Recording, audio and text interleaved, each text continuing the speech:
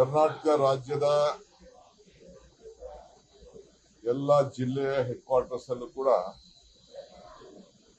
ಏನು ಕಾಶ್ಮೀರದಲ್ಲಿ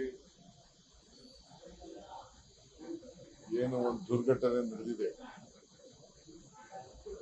ಅವರಿಗೆ ಗೌರವ ಸಲ್ಲಿಸಬೇಕು, ಆತ್ಮಕ್ಕೆ ಶಾಂತಿ ಕೊಡಬೇಕು ಅಂತ ಹೇಳಿ ಸಾಯಂಕಾಲ ಎಲ್ಲ ಜಿಲ್ಲಾ ಕೇಂದ್ರಗಳಲ್ಲಿ ಒಂದು ಕ್ಯಾಂಡಲ್ ಲೈಟ್ ಮೆರವಣಿಗೆ ಮಾಡಬೇಕು, ಪಂಜಿಟ್ಕೊಂಡು ಅವರ ಆತ್ಮಕ್ಕೆ ಶಾಂತಿ ಕೋರುವಂತ ಕೆಲಸ ಮಾಡಬೇಕು ಅಂತ ಹೇಳಿ ಕಾಂಗ್ರೆಸ್ ಪಕ್ಷ ಈಗಾಗಲೇ ಸೂಚನೆ ಕೊಟ್ಟಿದೆ. ನಾನೆಲ್ಲರೂ ಕೂಡ ಮೆಸೇಜ್ ಕೊಟ್ಟಿದ್ದೇನೆ. ಆ ಪ್ರಕಾರ ಎಲ್ಲರೂ ಕೂಡ ಈ ಸಂದರ್ಭದಲ್ಲಿ ಮಾಡಬೇಕಾಗಿದೆ. ಸೊ ತೀವ್ರವಾಗಿ ಕಾಂಗ್ರೆಸ್ ಪಕ್ಷ ಕೇಂದ್ರ ಸರ್ಕಾರ ತೆಗೆದುಕೊಂಡಂತ ಎಲ್ಲ ಕ್ರಮದ ಬಗ್ಗೆ ನಮ್ಮ ಪಕ್ಷ ನಾವು ಈ ದೇಶದ ಐಕ್ಯತೆ, ಸಮಗ್ರತೆ ಮತ್ತು ಶಾಂತಿಯನ್ನ ಕಾಪಾಡಲಿಕ್ಕೆ ಎಲ್ಲ ಸಹಕಾರವನ್ನು ಕೊಡಲಿಕ್ಕೆ ನಾವೆಲ್ಲ ನಮ್ಮ ಪಕ್ಷ ಬದ್ಧವಾಗಿದೆ. ಇದನ್ನ ತಿಳಿಸ್ಲಿಕ್ಕೆ ಬಯಸ್ತಾ ಇದ್ದೇನೆ.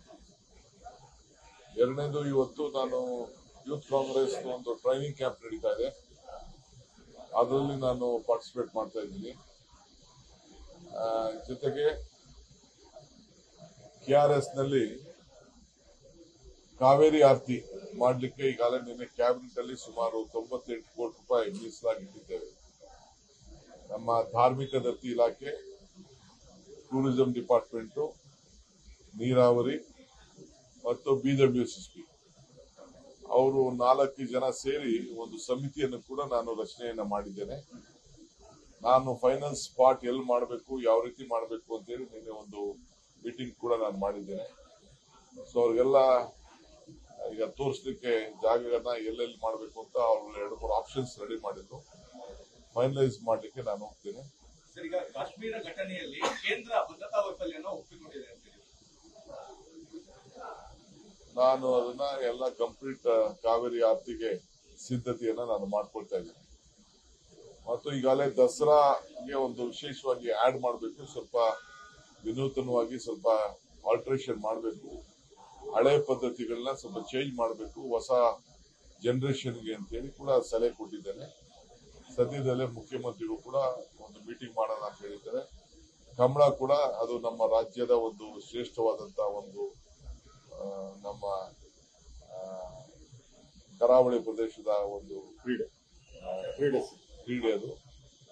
ಅದು ಕೂಡ ಇಲ್ಲಿ ಮೈಸೂರು ದಸರಾ ಸಂದರ್ಭದಲ್ಲಿ ಪ್ರಾರಂಭ ಮಾಡಬೇಕು ಅಂತ ಜಿಲ್ಲಾಧಿಕಾರಿಗಳಿಗೆ ಜಾಗ ಐಡೆಂಟಿಫೈ ಮಾಡಬೇಕು ಅಂತ ಹೇಳಿದ್ದೇನೆ. ಸೊ ಅದು ಒಂದು ಕಾರ್ಯಕ್ರಮ.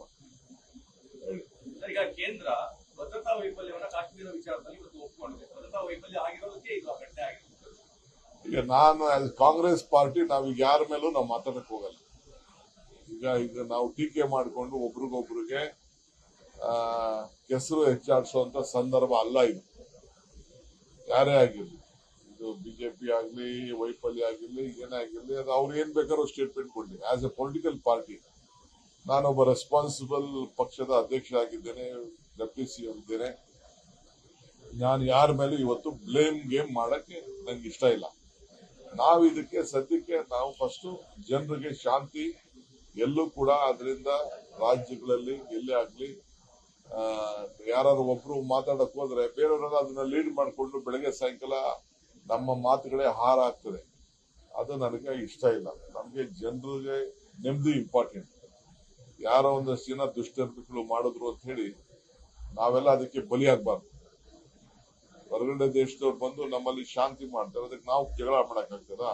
ಅವ್ರನ್ನ ಫಸ್ಟ್ ನಾವು ಮುಗಿಸುವಂತ ಕೆಲಸ ಈಗಾಗಲೇ ಸರ್ಕಾರ ಮಾಡ್ತೀವಿ ಅಂತ ಸಂಕಲ್ಪ ಮಾಡಿದ್ದೆ. ನೀವು ಮಾಡಿ ಅಂತ ನಾವು ಹೇಳಿದ್ದೇವೆ. ಸೊ ಇಟ್ ಈಸ್ ಅವ್ರು ಬಿಟ್ಟಿದ್ದದು.